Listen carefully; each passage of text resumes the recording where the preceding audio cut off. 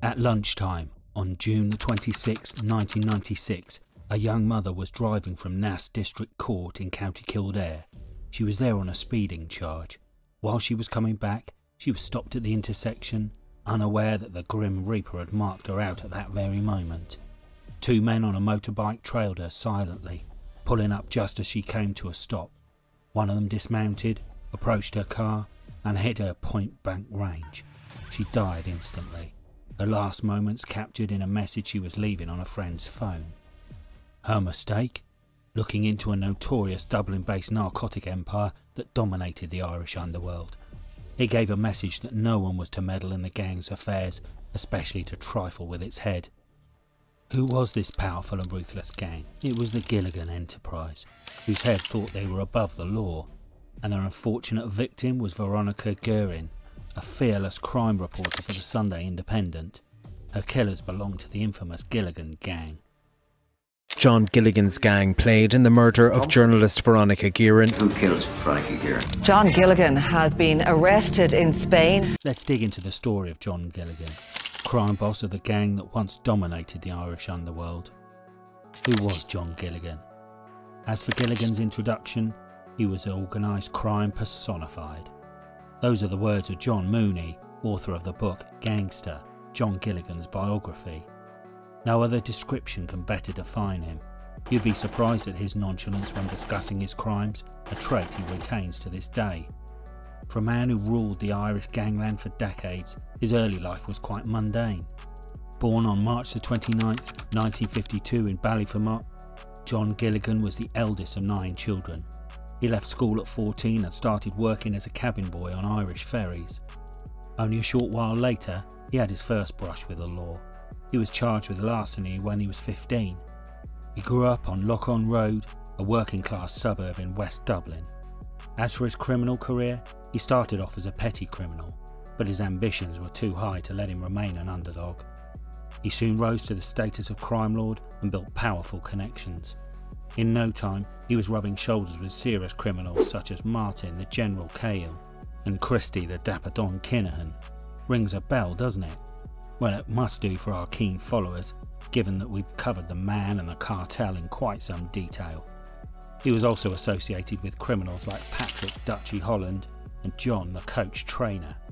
As for his days as a petty criminal, retired Assistant Garda Commissioner Martin Donnellan remembered him as a common thief. Just another local hood, in his words. According to the ex-Garda, he never considered Gilligan to be anything extraordinary. In fact, many of his contemporaries left behind the life of crime after getting married, but the boss was different. He not only stuck with crime, but rose to new heights. He engaged in hijacking trucks and began to develop a real reputation. After that, he diversified his portfolio and also started warehouse robberies. From there, he made the transition to organised crime figure from a petty thief. This was in the 1980s. His gang specialised in breaking into warehouses and stealing freight containers meant to bring goods to supermarkets and factories. His little enterprise came to be known as the Factory Gang. However, according to Donnelly, he still wasn't worse than the others. He got away with these crimes because the criminal justice system hadn't evolved back then. There was no concept of DNA evidence. If he were pulling all that off today, he wouldn't last a week. He had another brush in 1987 when he was caught stealing from a confectionery outlet. He was sentenced to 18 months for stealing sweets. In 1990, he was again convicted of robbery and was sentenced to 4 years. After serving 3 years, he was released from Portlaoise prison. Now he decided to move up a few ranks on the criminal ladder and enter the burgeoning narcotic trade. After 6 months of his release, Gilligan received his first shipment of contraband. It was 75 kilos of cannabis resin sent by a Dutch criminal in 2 wooden boxes. After 2 years, the thug imported a whopping 21,000 kilos of the same product through a freight company in Cork, Ireland. This time, the illicit contraband was sold to Brian Meehan, a Dublin-based criminal. Remember this name, because it's going to come up later as a very important detail. The illicit product was sold for €2,530 a kilo, bringing Gilligan a gross profit of about €20 million. These profits piled on with the sale of contraband cigarettes, fraud and arms smuggling valuing around €30 million. While remaining knee-deep in illegal activities, Gilligan maintained the facade of a respectable businessman and a professional gambler. He wore suits and sports jackets. His abundant first-class flights to Amsterdam earned him a gold card by an Irish airline. He bought four-wheel drives, Jessbrook Equestrian Centre, houses and cars for his children. These must be the best years for the Gilligan family. Gilligan's gang was making so much money that he didn't know what to do with it. It was a cash-rich business with wicked profits. At one point, Gilligan had amassed so much money that he had to hire people to count it. And no, we don't come up with this claim. Mooney, the journalist who wrote Gilligan's biography, stated this in his book. According to him, sums of up to 100,000 Irish pounds were tallied each week by a family from South Dublin. Despite his wealth, when Gilligan received a tax slip at the end of 1994 requiring him to declare his earnings for the year, he sent it back with a note scribbled in red crayon. "I'm just out of prison. I have no money for you. Leave me alone." But obviously, all the bling and suspicious activities couldn't go unnoticed by the police for long. The Gardaí launched Operation Pineapple, an offensive against Gilligan in early 1996. This was a few months before Guerin's elimination. According to Austin McNally, the detective who led the Operation Pineapple, the scale of Gilligan's operation came to their attention in March 1996. The Dutch police alerted Interpol about money laundering attempts by the Irish nations. Investigation ensued, which revealed that the gang had laundered millions through bureau de change in Amsterdam. In Ireland, the confidential reports submitted by the banks revealed that hundreds of thousands were passing through accounts controlled by Gilligan. However, at the time, laws weren't as stringent as they are today. Authorities faced issues in proving where the finances came from. And, unless they had concrete proof that the money had come from nefarious purposes, they had to hand back the money. This was before the advent of the Criminal Assets Bureau, CAB. However, the scenario was about to change with an incident that shook the Irish people and the world to the core. This incident was the elimination of a young mother and crime reporter. Sun sets on the Gilligan empire. Veronica Guerin was an investigative journalist with the Sunday Independent. She covered the narcotic barons in Ireland in the mid-1990s. Her troubles started when she began an investigation into the ruthless dealings of the Gilligan gang. It proved to be her death warrant issued by the gang. The journalist was eliminated in West Dublin while stopped at traffic lights on the Naas dual carriageway by a two-man hitman team riding a motorbike in June 1996. She was shot 6 times and died on the spot. This was a day before Gilligan was to stand trial for assaulting her outside his home. Detectives believe that Gilligan ordered the hit because she was to appear in court to testify that the thug had assaulted her at his Jessbrook estate in late 1995. However, this wasn't the first time she was targeted. She was hit multiple times before this incident. In January 1995, she was hit in the leg. Gilligan had threatened to kidnap and harm her son if she didn't stop investigating the gang. Her elimination shocked the entire world. Even though it was the mid-1990s, until when Dublin had seen its fair share of violence, Guerin's elimination was cold-blooded. Given that the woman was to appear in court in a case filed against Gilligan, he was the prime suspect in the elimination. A key member of his gang, Charlie Bowden, gave evidence against him in the trial. However, the mobster was acquitted on the elimination trial in 2001. His key ally, Brian, the tosser, Meehan, was charged for the crime and jailed for life. Another Gilligan gang member, Russell Warren, gave testimony to incriminate him. Gardaí also provided evidence that now deceased hitman Patrick Holland was the attacker. Notably, this was a non-jury trial, which means the verdict was focused on legal merits and not influenced by other factors. While he was acquitted of the elimination charge, he was sentenced to 28 years over cannabis importation, which was reduced to 20 years after appeal. But was Gilligan really innocent in this crime? Circumstances suggest otherwise. What happened was that the court didn't accept the evidence of state witnesses, including Charlie Bowden, that Gilligan was involved in the crime.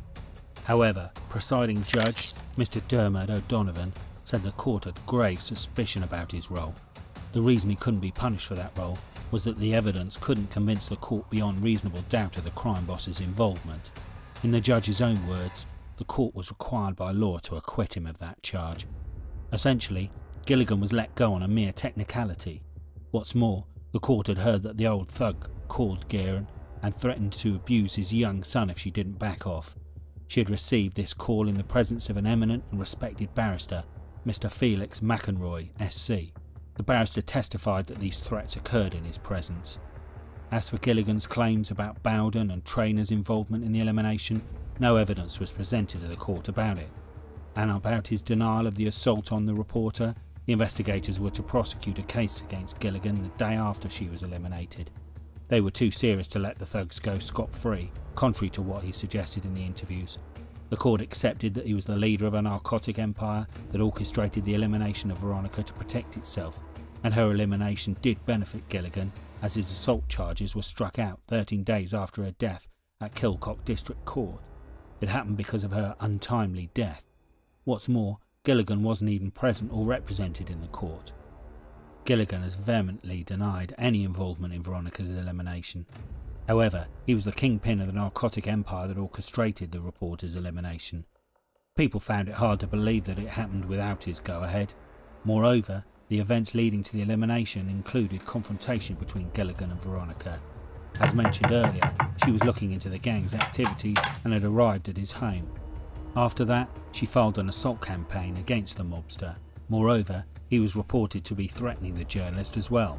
You will not believe the kind of threats he allegedly was giving her. However, Gilligan had a very different account from what the media and tabloids were reporting. Gilligan's version of elimination. The gangster's notoriety was so profound that books were written about his life. One that recently created ripples is the Gilligan Tapes, Ireland's most notorious crime boss in his own words, by Jason O'Toole. The book was based on taped interviews that later were turned into docu-series.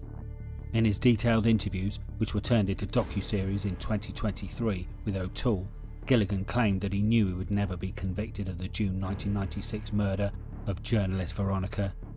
"I never thought I was ever going to be convicted, because I didn't do it," he said. However, he said that he didn't feel bad about Guerin's death.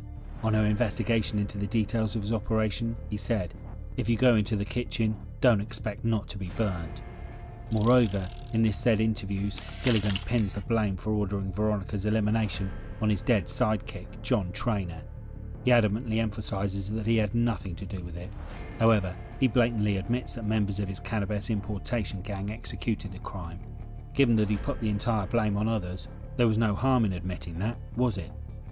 Notably, his self-serving version of what happened has been dismissed by both Gardy and Veronica's family and friends. Besides, it just doesn't make any sense that such a crime could happen without the crime's heads say so, especially when the elimination benefited him immensely.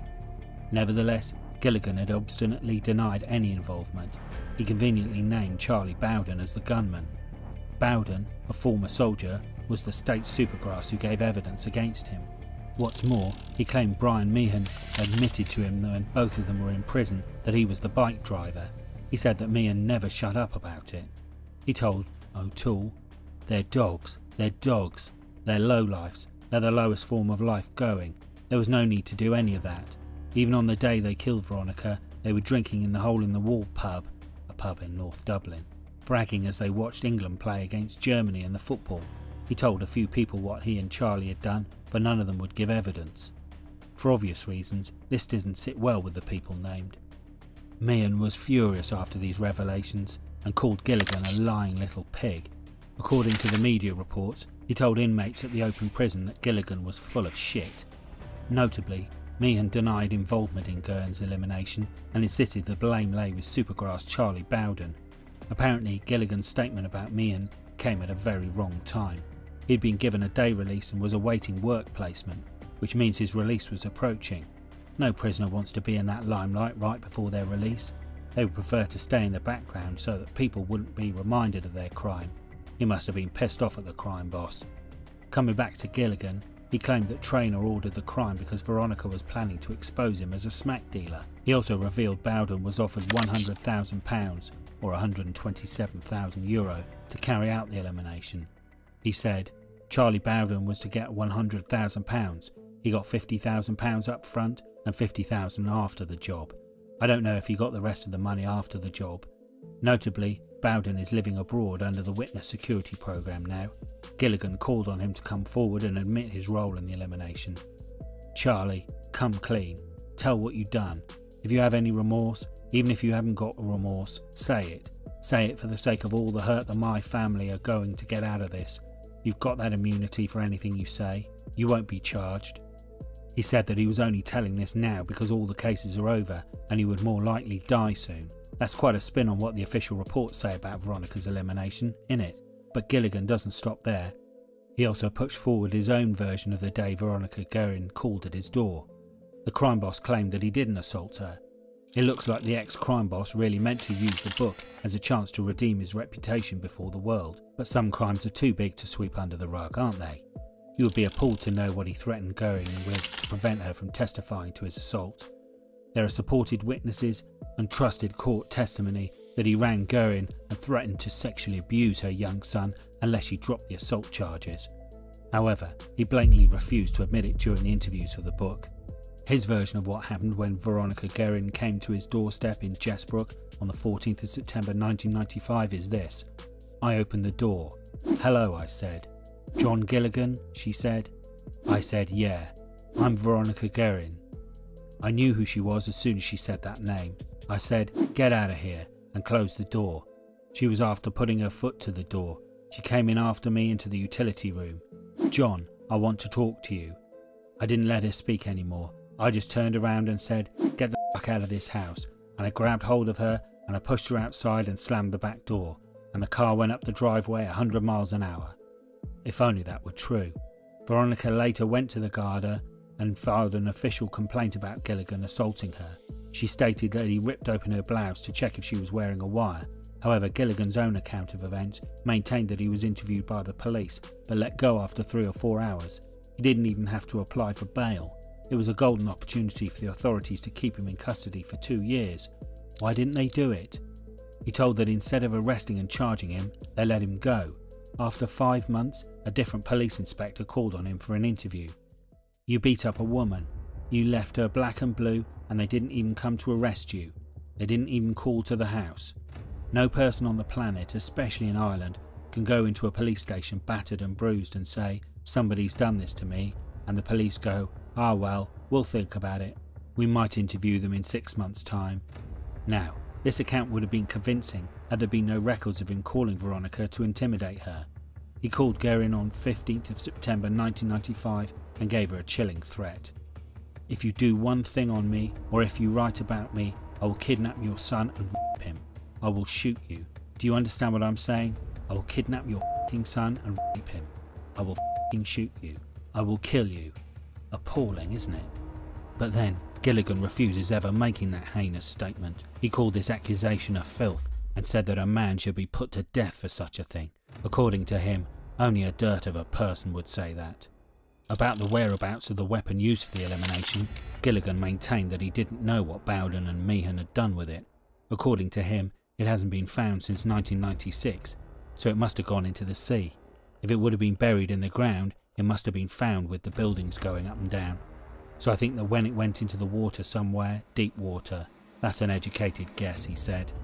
Interestingly, John Trainer, whom Gilligan had pinned the blame on for ordering the elimination, has never even been questioned for the crime by the Irish police. When O'Toole asked him about it, the old geezer said Trainer was arrested in Holland with Brian Meehan, but they couldn't bring him back because he had a file with judges and priests, all having bondage sex, and somebody died. They were strangled. That's an astonishing claim to make, isn't it? What's more, according to Gilligan, Trainer was a suspect, but had the file robbed from the Department of Justice. The authorities were terrified to come near him. He was arrested with Brian Meehan in Holland, but the police held Meehan and let Trainer go. Why was he not brought back when the police had him? They could have extradited him on the back of the warrants. They just let Trainer do what he wanted, so they had to have a fall guy. So that was me.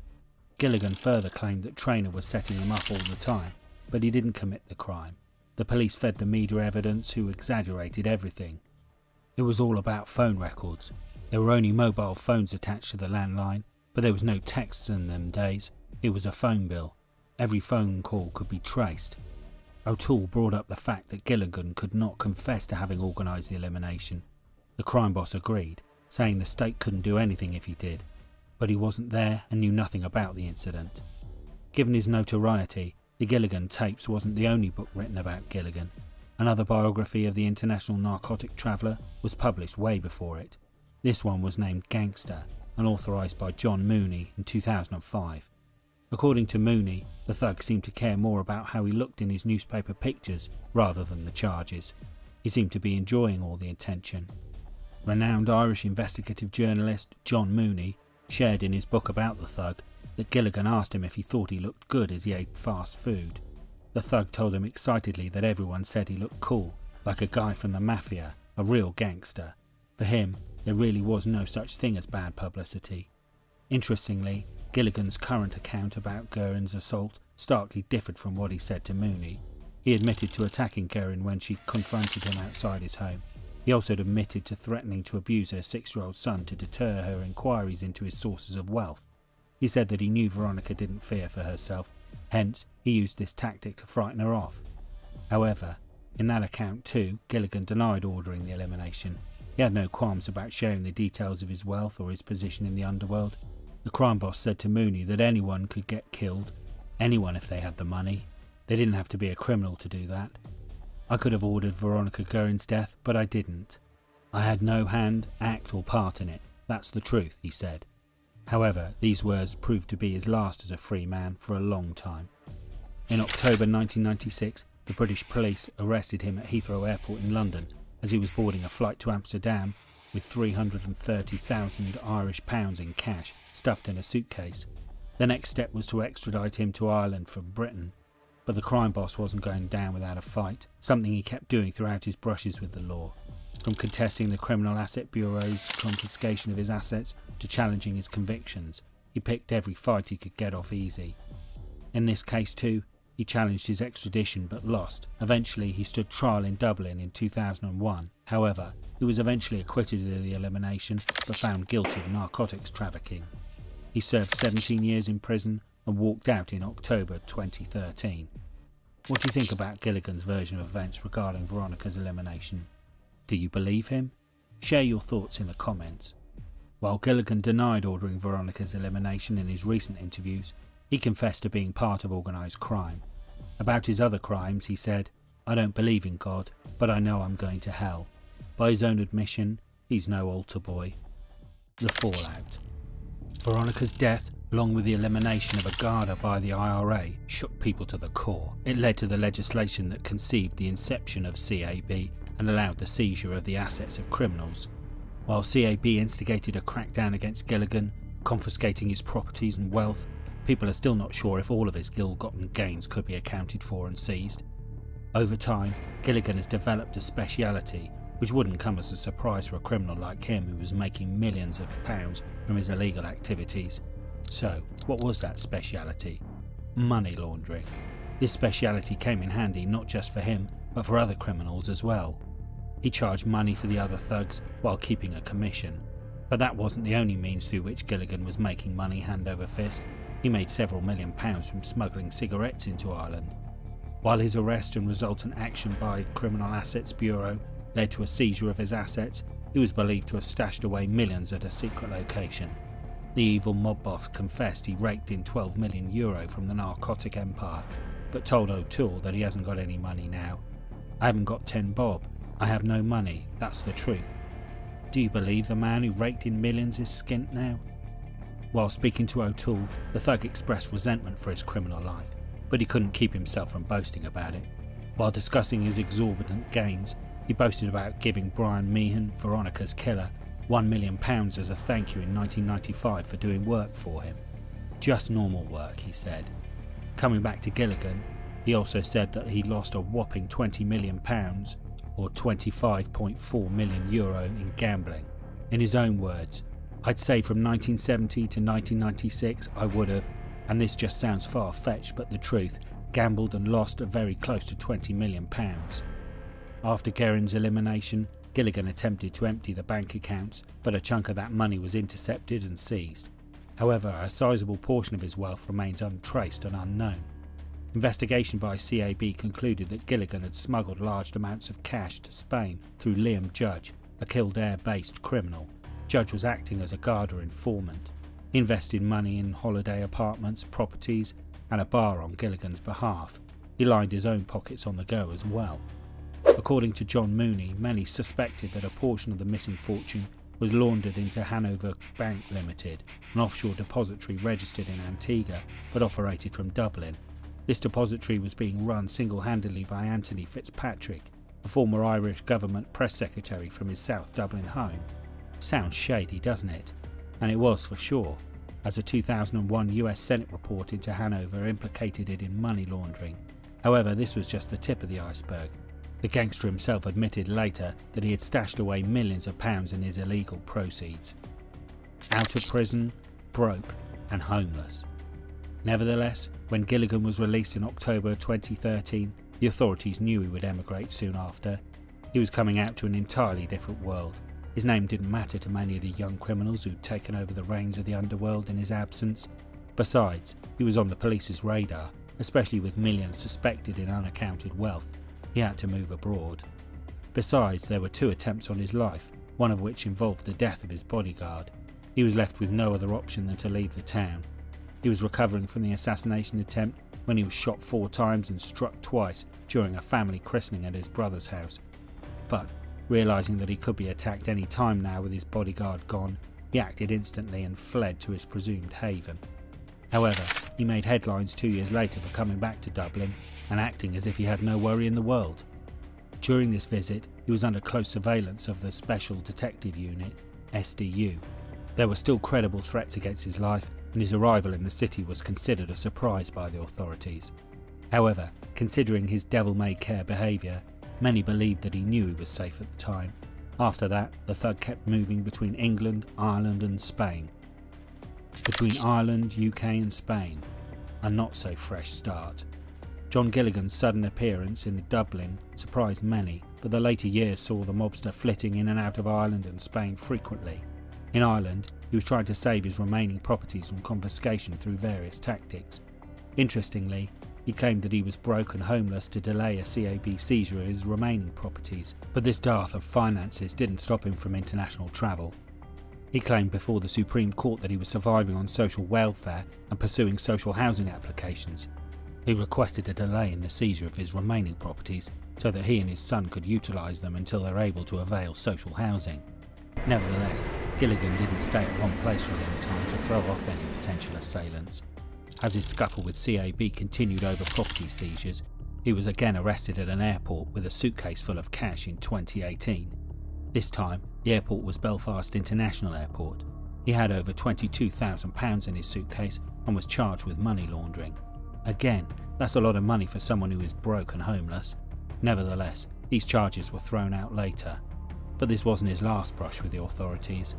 As the dictum goes, you cannot teach an old dog new tricks. Illicit trade and laundering were the only tricks Gilligan knew, so he continued his life of crime regardless of the repercussions. He was arrested in Spain in 2020 for operating separate cannabis and prescription medication smuggling rings.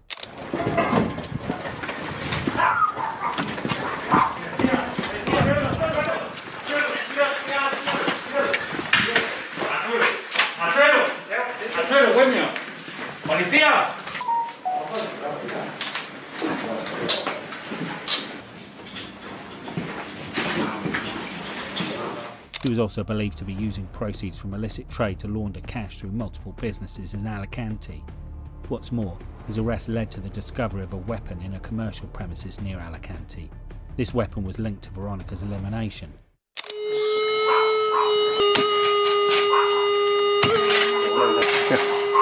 ¿Sacarla que se vea?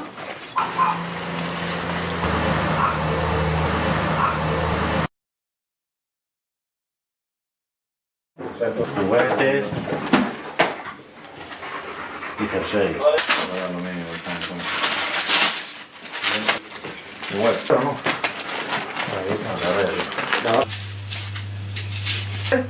Y aquí sería...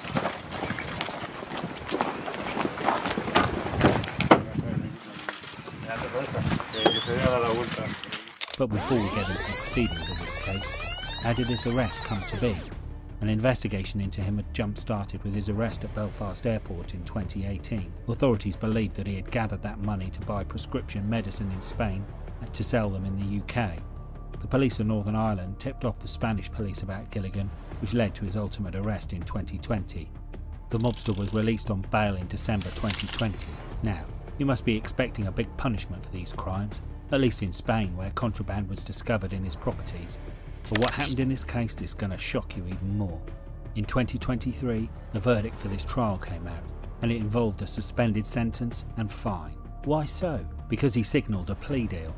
He entered the court as a man about to receive 8 years in prison, but left the Spanish court a free man, despite confessing to narcotics and weapons charges.